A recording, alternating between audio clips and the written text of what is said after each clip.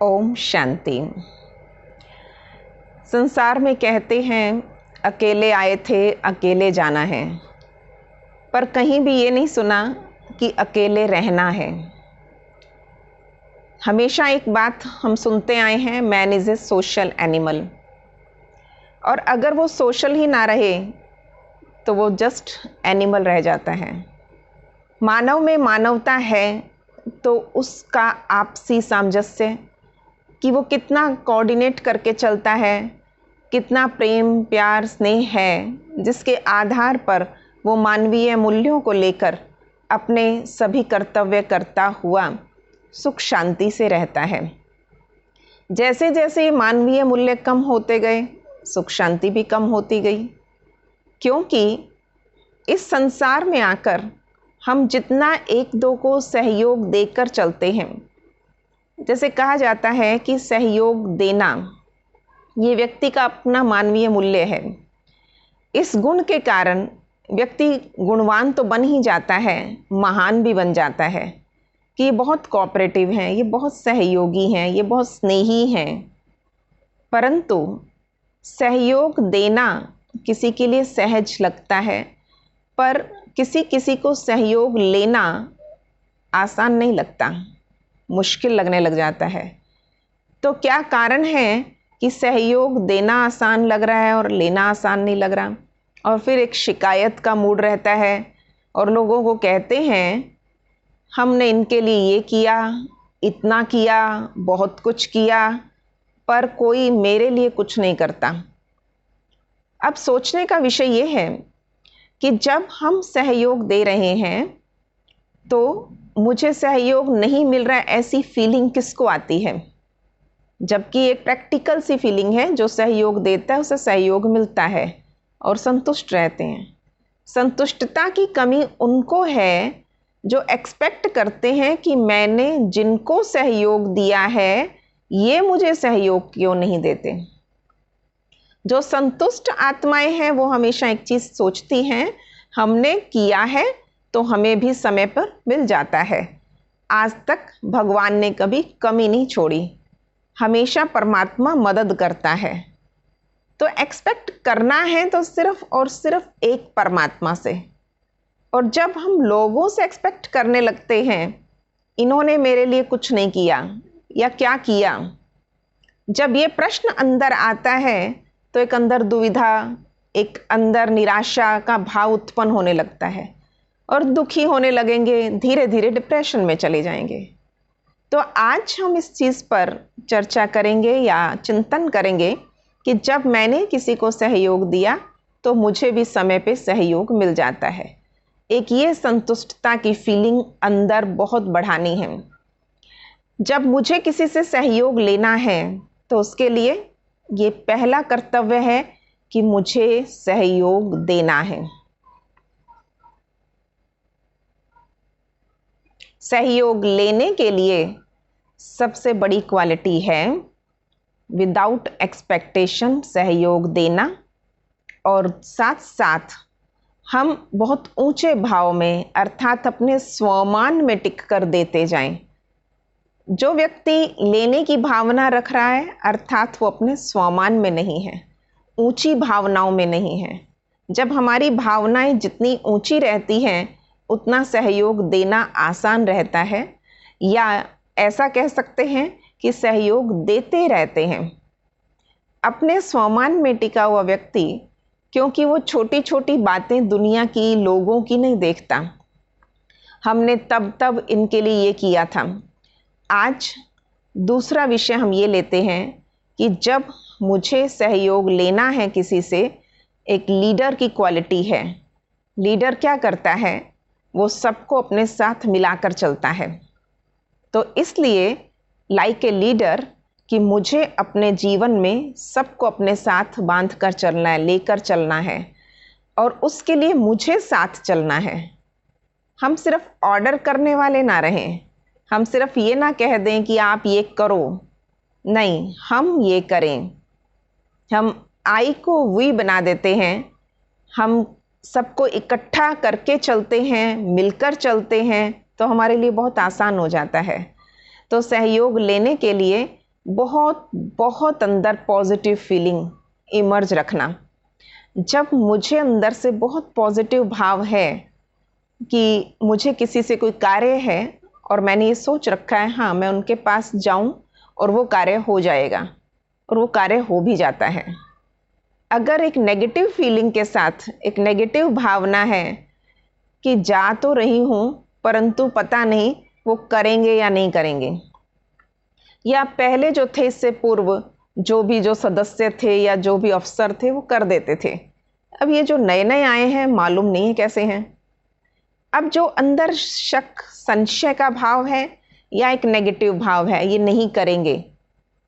कई बार बच्चों को कह देते कि मैंने इनको ये कहूँ तो सही पर मुझे पता है बच्चे मेरे करते नहीं हैं।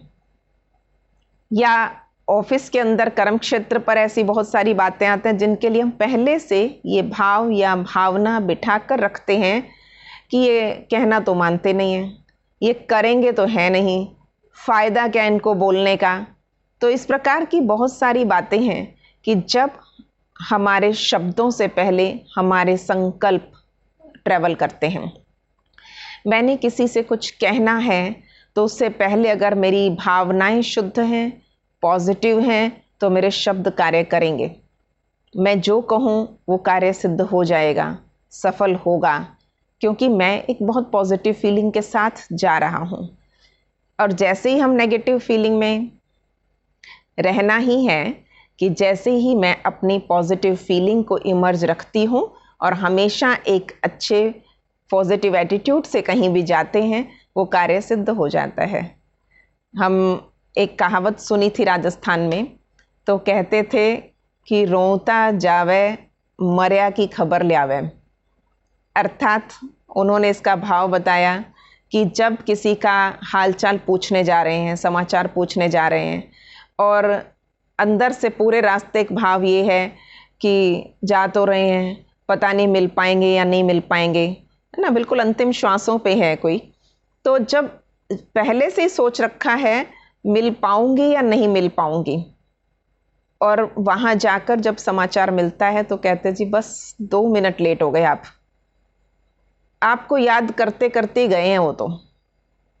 और जब बहुत स्ट्रॉन्ग पॉजिटिव फीलिंग होती है कि मुझसे मिले बिना तो वो आत्मा शरीर भी नहीं छोड़ेगी। और प्रैक्टिकल हमने ऐसे बहुत से किस्से देखे हैं अपने जीवन में भी और अन्य भी, कि जब इतना पॉजिटिव भाव है कि वो जरूर मिलेंगे, जरूर बिना मिले तो वो जाने वाले नहीं, तो वहाँ जाकर जब मिल लेते हैं, दृष्टि दे देते हैं, बातचीत हो जाती है, उसके बाद वो आत्मा शरीर छोड़ती है। अर्थात संकल्पों में इतनी शक्ति है कि हम जो चाहें वही होगा, पर वो तब होगा जब संकल्प समर्थ संकल्प हैं, पॉजिटिव हैं। जब संकल्पों में मिक्सचरिटी है, व्यर्थ भाव, नेगेटिव भाव आ जाता है, तो संकल्पों की ताकत कम हो जाती है, तो अपने संकल्पों की शक्ति भी बढ़ती है और हमारे जीवन में कॉपरेशन देना लेना दोनों इजी हो जाता है। अब कहीं किसी के लिए आपने भोजन पर बुलाया किसी को, और वो भोजन पर आए, आपने उनको 3-4 तरह की डिशेस बनाई, अच्छी सब्जी, अच्छा मीठा, सब कुछ खिलाया। अब इतने आइटम्स तैयार हुए, सब कुछ दिया। अगली बार आप उनके घर जाते हैं और उन्होंने बस एक दाल रोटी कुछ खिला दिया। अब मैंने कितना किया और इन्होंने कितना किया, तुलना का भाव आया और अपने अंदर की सामर्थ्य को कम कर दिया। अब जब इन्होंने इस बार दाल रोटी खिलाई आपको, सोचकर देखिए अगली बार फिर जब वो आपके घर आए तो आप कितनी डिशेस सर्व करेंगे। प्रैक्टिकली होने लगता है कि जब इनके पास जाओ इन्होंने तो इतना ही देना होता है, तो आप सोचिए आप अपना देने का भाव बढ़ा देते हैं या कम कर देते हैं। और प्रैक्टिकली धीरे धीरे कम होना शुरू हो जाता है। जब 4 प्रकार की सब्जियां दी थी पहली बार, तो इस बार 2 बनाकर भी आप संतुष्ट रहेंगे, क्योंकि इनके घर तो सिर्फ दाल रोटी ही देते हैं। तो अच्छा है, हम तो सूखी गीली सब्जी, दही भी दे रहे हैं, ये भी दे रहे हैं, बस 3 हो गई ना, आइटम बहुत है। अर्थात हम ये तुलना कर रहे हैं कि वो क्या दे रहा है। जब हम दूसरे को देखने लगते हैं वो क्या दे रहा है, और अपने देने की क्षमता को कम कर देते हैं। हम अपने सामर्थ्य से दे रहे हैं, वो अपने सामर्थ्य से दे रहा है। इसलिए हमेशा ये याद रखना है कि मेरा देने का भाव किसी और को देख कर कम नहीं हो। दाता की संतान है हम, देवता हमेशा देने वाला, डोनर क्वालिटी।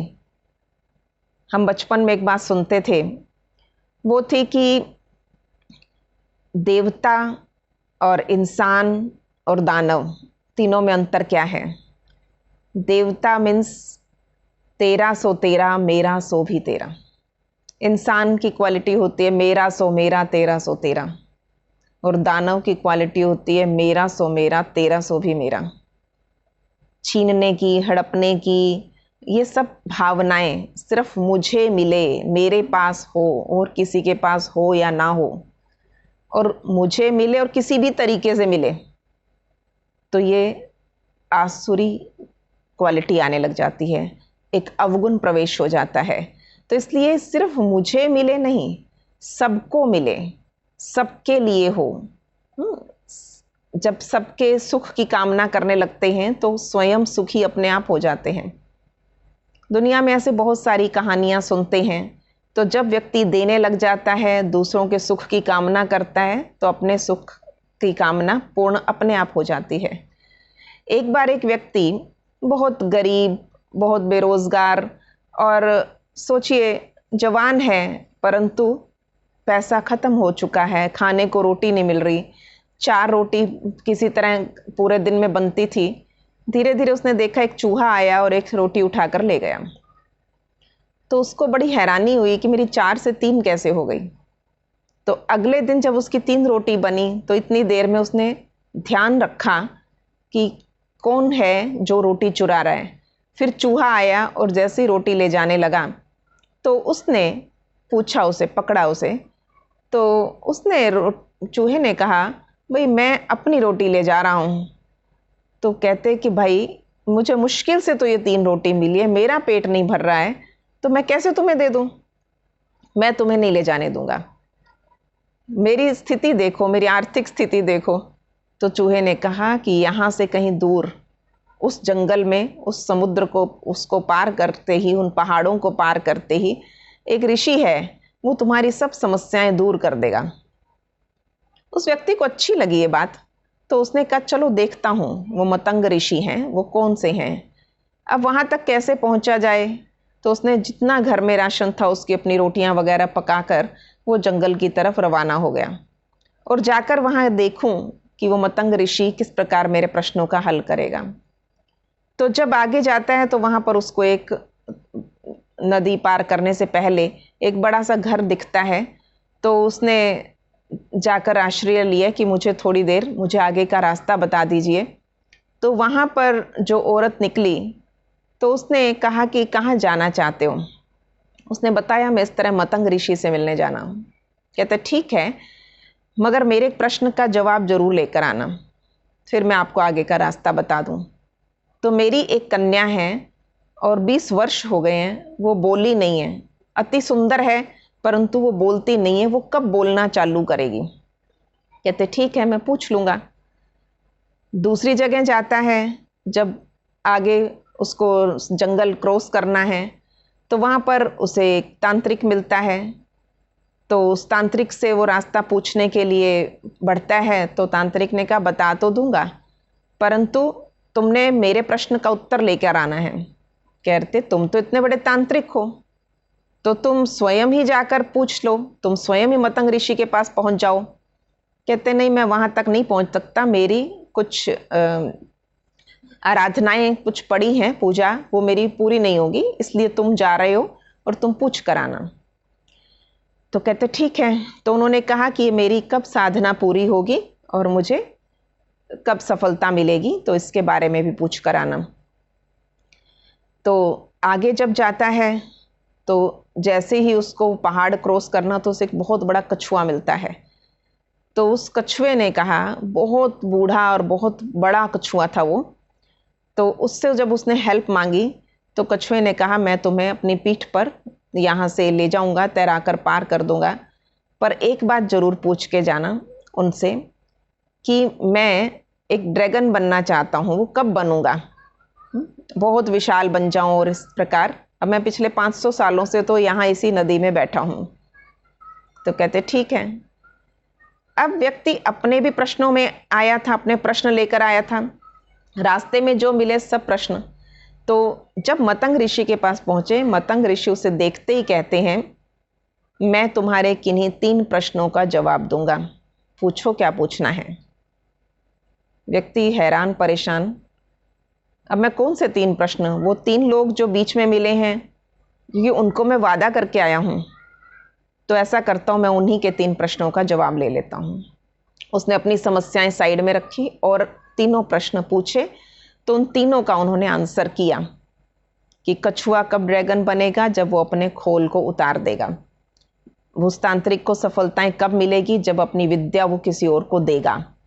और इसी प्रकार उस औरत की लड़की कब बोलेगी, तो उसने कहा जब उसकी शादी हो जाएगी, उसके पश्चात उसकी समस्या सोल्व हो जाएगी। तो वो तीनों प्रश्नों के जवाब लेकर वापस आया, कछुए से मिला, कछुए को बताया कि तुम जब, तब उसने अपनी गरीबी, अपनी सब बातें सब भूल गया। उसने कहा कि मुझे इन सब के प्रश्नों का जवाब लेना है। तो पहला जवाब देते ही कि कछुआ जब अब तुम अपने खोल को उतार दोगे, इस कवच को हटा दोगे, उसके बाद तुम ड्रैगन बन जाओगे। और ये बात सुनते ही उसने जैसे ही अपना खोल छोड़ा अपने, तो उसमें बहुत सारे मोती झड़ने लगे। उन्हें सारे मोती उस व्यक्ति को दिए, कहा ये तुम ले जाओ, तुमने मेरे प्रश्न का उत्तर दिया। और वो सुंदर बड़ा ड्रैगन बन गया। और उसने उसको बहुत जल्दी वहां से सारी नदी पार करवा दी। पहुंचता है तांत्रिक के पास, तांत्रिक को बताया जब तुम अपनी विद्या किसी को दे दोगे तो तब तुम्हारी ये सफल हो जाएगी। तो उसने कहा किसको दूं, तुमसे अच्छा पात्र कोई नहीं। तो उसने अपनी वो सारी तंत्र विद्या उसे दे दी। उससे वो और जल्दी वो जंगल पार कर गया। अब पहुंचा वो उस औरत के पास, उस महल में, बहुत सारी बड़ी हवेली में, और उसको बताया कि तुम्हारी कन्या की जब शादी हो जाएगी तो वो बोलने लगेगी। कहते इससे बढ़िया क्या है, तो इतने हिम्मती, इतने साहसी है ना, इतने पुरुषार्थी तुम हो, तो मैं तुमसे ही उसकी शादी कर देती हूँ। तो इस प्रकार से दिखाया जाता था कि वो हर प्रकार से पारिवारिक, आर्थिक, हर प्रकार से संपन्न, विद्या के तौर पर वो पूरा संपन्न, भरपूर होकर वापस अपने घर गृहस्थी को अच्छा बसाया। परंतु हुआ कब, जब सबको देने का भाव रहा, अपने प्रति नहीं सोचा, सिर्फ सोचा तो औरों के लिए। तो जब हम औरों के प्रति इतना दाता भाव रखेंगे, देने का भाव रखेंगे, तो अपनी सफलता निश्चित है। ओम शांति।